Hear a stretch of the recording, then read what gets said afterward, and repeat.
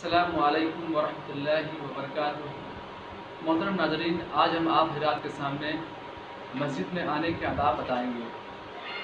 आज हमारे यहाँ उम्मत का अलमिया ये है कि लोग मस्जिद के अंदर जैसे तैसे गंजी में, लुंगी में या आम लिबास के अंदर चले आते हैं, और जब कहीं उसे बाहर जाना होता है तो अच्छे से अच्छे लिबास पहनते हैं और खुशबू का इस्तेमाल करते हैं ताकि लोग उसे अच्छा कहें या लोगों की निगाह में वो अच्छा कहलाए। लेकिन अफसोस की बात, जहाँ पर आना चाहिए अच्छे लिबास में, वहाँ पर लोग नहीं आते हैं। अल्लाह रब्बुल आलमीन फरमाते हैं सूरह आराफ सूरह नंबर 7 आयत नंबर 31 के अंदर, या बनी आदम खुज़ू ज़ीनतकुम इंद कुल्लि मस्जिद। ए बनु आदम, ए लोगो, जब कभी भी तुम लोग मस्जिद में आओ तो तुम लोग जो है ज़ीनत इख्तियार करो।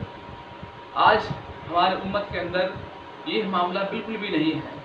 लोग जब मस्जिद में आते हैं तो इसका अहतमाम नहीं करते हैं, जबकि अल्लाह रब्बुल आलमीन ने मर्दों को ज़ीनत का ख़ास हुक्म दिया है उस वक्त जब वो मस्जिद में आए।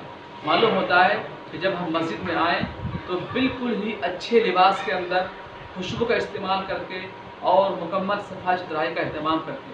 अफसोस की बात है, कुछ लोग ऐसे आते हैं और जो है गंदी टोपियाँ जो रखी होती हैं मस्जिद में प्लास्टिक की, उसको पहन लेते हैं, या वो ऐसे लिबास में आते हैं जो जिस लिबास को पहन कर वो घर से बाहर कहीं पे भी अपने दोस्त अहबाब या मेहमान के पास नहीं आ सकते हैं। लिहाजा हमें चाहिए कि हम जो है अल्लाह ताला के इस फरमान को मद्देनज़र रखते हुए हमेशा जब भी हम मस्जिद में आएँ तो अच्छे और साफ़ सुथरे लिबास में आएँ।